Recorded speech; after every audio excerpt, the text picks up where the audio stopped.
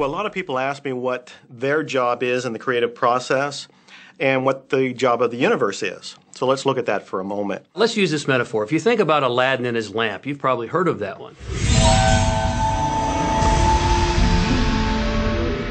I mean, Aladdin picks up the lamp and he dusts it off, and out pops the genie.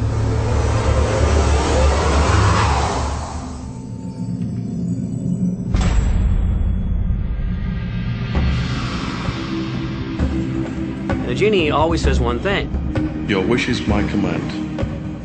If you trace the story back to its origins, you know, we now think that there's 3 wishes, but if you trace the story back to its origins, there's absolutely no limit whatsoever to the wishes. Think about that one. Now, let's take this metaphor and blow it out and apply it to you in your life. Remember, Aladdin is the one who always asks for what he wants. Then you've got the universe at large, which is this grand genie, and traditions, you know, have called it so many different things. Your holy guardian angel, your higher self. I mean, we could put any label on it, and you choose the one that works best for you. But every tradition has told us there's something bigger than us. And the genie always says one thing. Your wish is my command. There is a creative process, a 3-step process, and it's been around for 2,000 years. The first step is to ask. Make a command to the universe. Let the universe know what you want. The universe responds to your thoughts.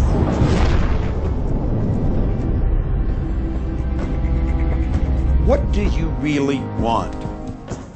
Sit down and write it out on a piece of paper. Write it in the present tense. You might begin by writing, I am so happy and grateful now that, and then explain how you want your life to be in every area. And this is really fun. This is like having the universe as your catalog, and you flip through it and you go, well, I'd like to have this experience, and I'd like to have that product, and I'd like to have a person like that. It is you just placing your order with the universe. It's really that easy. Step 2 is believe. Believe that it's already yours. Have what I love to call unwavering faith, believing in the unseen. Your wish is my command. And the universe will start to rearrange itself to make it happen for you. Most of us have never allowed ourselves to want what we truly want because we can't see how it's going to manifest. If you do just a little research, it is going to become evident to you that anyone that ever accomplished anything did not know how they were going to do it. They only knew they were going to do it. You don't need to know how it's going to come about. You don't need to know how the universe will rearrange itself. You don't know how, it'll be shown to you. You will attract the way.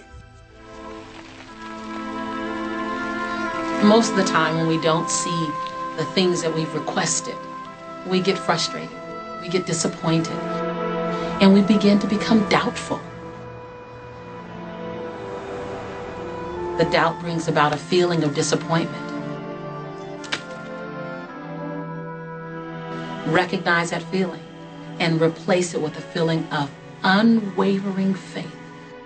I know, like I know, like I know that it's on its way. Step 3, and the final step in the process, is to receive. Begin to feel wonderful about it. Feel the way you will feel once it arrives. Feel it now. And in this process, it's important to feel good, to be happy, because when you're feeling good, you're putting yourself in the frequency of what it is that you're wanting. This is a feeling universe. So if you just intellectually believe something, but you have no corresponding feeling underneath that, you don't necessarily have enough power to manifest what you want in your life. You have to feel it.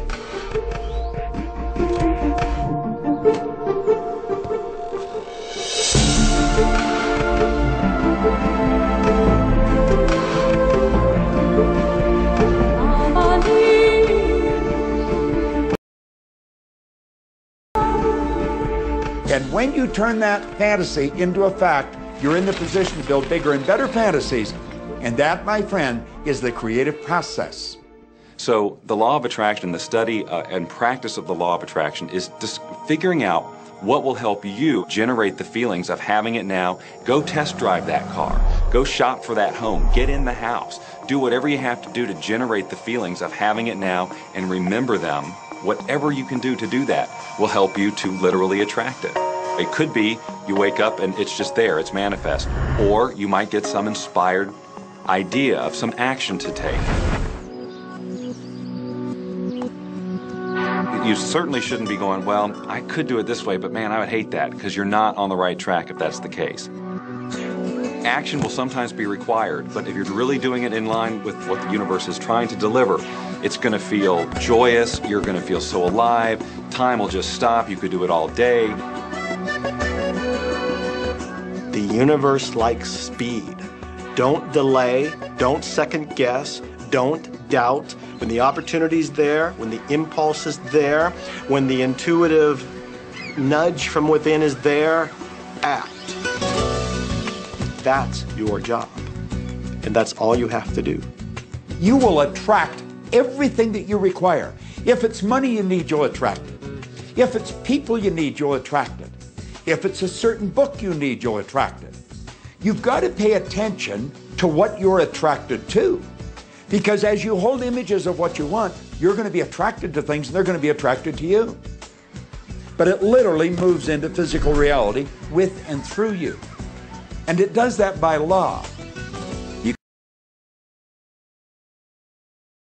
And out of no way, a way will be made. Think of this, a car driving through the night, the headlights only go 100 to 200 feet forward, and you can make it all the way from California to New York driving through the dark because all you have to see is the next 200 feet.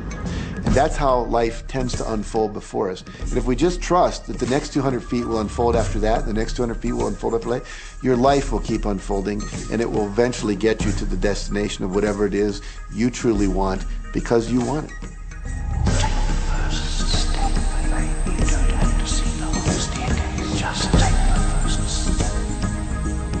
Well, another thing people wonder about is how long is this going to take? How long will it take to manifest the car, the relationship, the money, whatever it happens to be?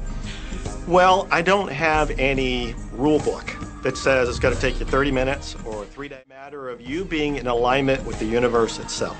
Size it's nothing to the universe. It is no more difficult to attract on a scientific level something that we consider huge to something that we consider infinitesimally small. The universe does everything it does with zero effort. Grass doesn't strain to grow. It's effortless. It's just this great design.